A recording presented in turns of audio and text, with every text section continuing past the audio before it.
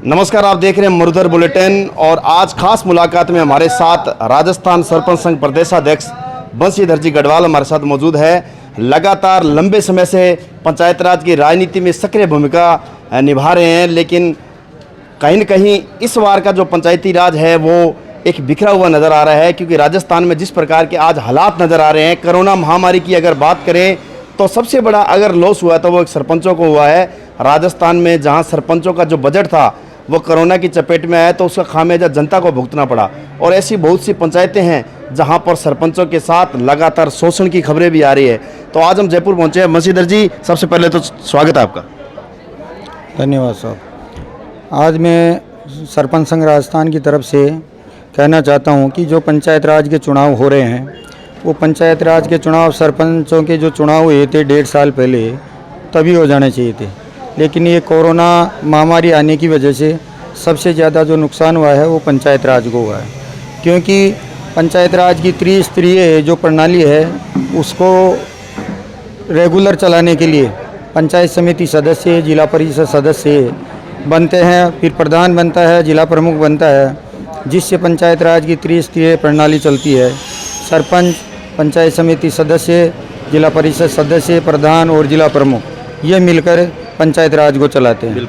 लेकिन आज राजस्थान में जो चुनाव हो रहे हैं 6 जिलों के, उसके बाद भी अभी 6 जिलों के चुनाव होने बाकी हैं। तो मेरा ये कहना सरकार से और चुनाव आयोग से भी कि जल्दी से जल्दी जो 6 जिलों के चुनाव बाकी हैं उनको भी जल्दी से जल्दी करवाएं, जिससे पंचायत राज मजबूत हो। और कोरोना काल की वजह से सरकार ने सरपंचों का, पंचायतों का जो बजट SFC का रोक रखा है 1.5 साल से, वो भी ग्राम पंचायतों को दे, जिससे ग्राम पंचायतों में विकास के कार्य हो सके। प्रदेश अध्यक्ष महोदय, आज हम देख रहे हैं भले कोरोना की चपेट लें या और भी चुनावों की जो स्थितियां हमारे सामने नजर आई है, जो आज कई पार्टों में जो चुनाव हुए हैं उसका खामियाजा आज सरपंच भुगत रहे हैं। किस प्रकार का ये शासन चल रहा है कि जिसका आज भुगतान जो है सरपंच कर रहे हैं, क्योंकि जनता जो है वो पंचायतों में जवाब मांग रही है। हाँ, जो कोरोना की वजह से ग्राम पंचायतों का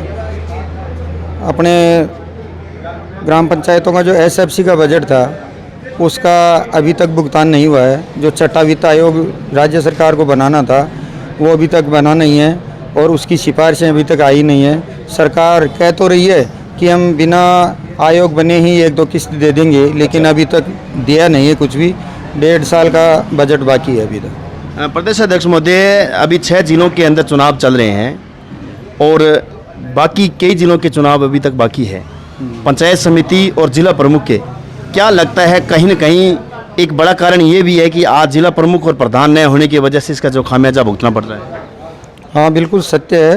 क्योंकि अगर जिला प्रमुख और प्रधान जो होते हैं वो अगर समय पे ही उनका चुनाव होता और सरकार उनकी चुनी जाती तो सरपंचों का काम भी होता और आम जनता का, जो ग्रामीण जनता का जो काम होता है वो प्रधान और जिला प्रमुख व सरपंच मिलकर ही करते हैं।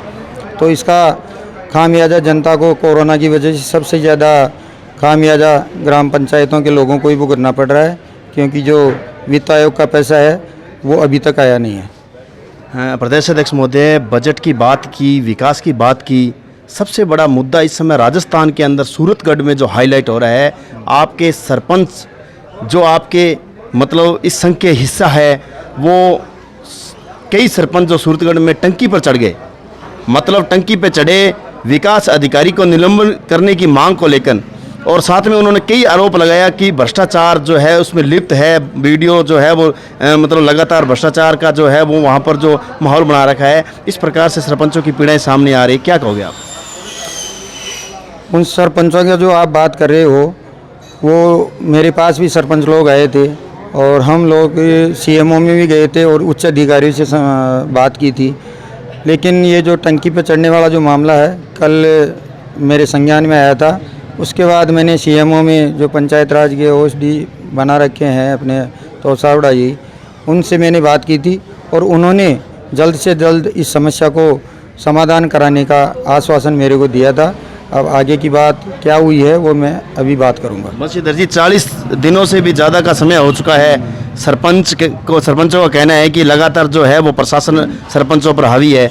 किस प्रकार की स्थितियां अगर ऐसे रही तो कैसे काम कराएंगे सरपंच?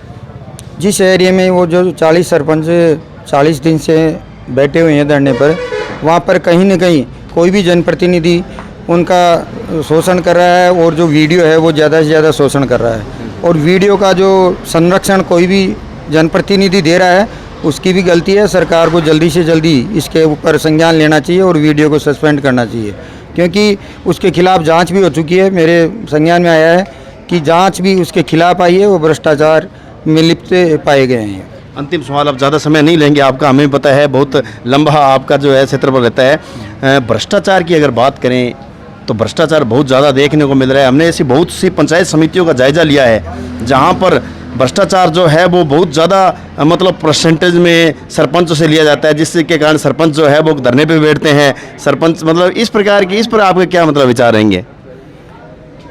इसमें जो आप जो बात बता रहे हो भ्रष्टाचार वाली, वो क्या टेंडर प्रक्रिया है। उसमें टेंडर प्रक्रिया में बड़े बड़े जो ठेकेदार होते हैं, इतना बड़ा काम कोई ग्राम पंचायत में होता नहीं है जो उसके टेंडर किए जाए। छोटे काम ग्राम पंचायतों में किए जा सकते हैं। हमारे सरपंच संघ की शुरू से ये मांग चलती है कि सरपंचों को BSR रेट, जो BSR बनाई जाती है, वो सब अधिकारी और बड़े बड़े लोग मिलके बनाते हैं और ये बाज़ार मूल्य उस पर निर्धारण किया जाता है हर वस्तु का, हर चीज़ का। तो हम यही चाहते हैं कि BSR रेट पे सरपंचों को कार्य करने का अवसर दिया जाए, जिससे भ्रष्टाचार रुक सके। शुक्रिया। हमारे साथ सरपंच, नवनियुक्त सरपंच वर्मा जी हमारे साथ मौजूद है। वर्मा जी, सबसे पहले तो आपको बहुत बहुत हमारी तरफ से बधाई हो। धन्यवाद। वर्मा जी, पंचायती राज में कदम रख चुके हो, जनता ने मुखिया चुना है आपको, सर पे ताज आपके सजाया है। किस प्रकार का जो ये कार्यकाल चल रहा है, कैसा लग रहा है इस पंचायती राज में? सरपंच चुनाव होने के बाद में उसके 2 महीने बाद से ही कोरोना काल चालू हो गया। उसके बाद भी हमें जैसे भी हमें सहयोग मिलता आ रहा है सरकार से, तो वो हम काम करवाने की कोशिश कर रहे हैं। वैसे कोरोना काल की वजह से, इस महामारी की वजह से हम कार्य जो हमारी जो उम्मीदें थी, वो उम्मीदें, उस उम्मीदों पर हम खरे नहीं उतर पाए। इस वजह से हमें थोड़ा दुख भी है कि हम जो जनता हमें जिस आशा के साथ हमें इस सीट पर जो बैठाई, उसके लिए हम उनके उम्मीदों पर खरे सही ढंग से उतर नहीं पाए, हम उनका कार्य सही ढंग से कर नहीं पाए। ये हमें हमेशा इसका दुख रहेगा, क्योंकि 1.5 साल निकल चुका। 18 महीने निकलने के बाद भी अगर हमारा कार्य देखें तो कोरोना काल की वजह से हम अच्छा कार्य नहीं कर पाए। बिल्कुल 1.5 साल निकल चुका है। अब जनता को किस प्रकार से मतलब जो बचा हुआ कार्यकाल में उसमें संतुष्ट कर पाएंगे, या फिर यूं ही मतलब है जो एक जनता के सामने इस प्रकार की आएगी?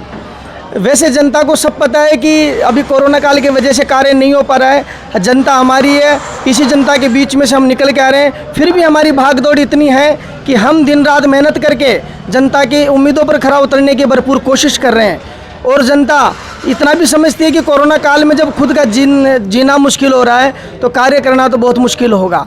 फिर भी हमारी जनता हमें दिल में जगह बनाकर हमें पूरा मान सम्मान दे रही है कि चलो ठीक है, ये सरपंचों पर ही नहीं, ये संपूर्ण विश्व के हर नागरिक पर ये जो घटना है, ये जो महामारी है, इसका जो प्रभाव है ये सब पर पड़ा है।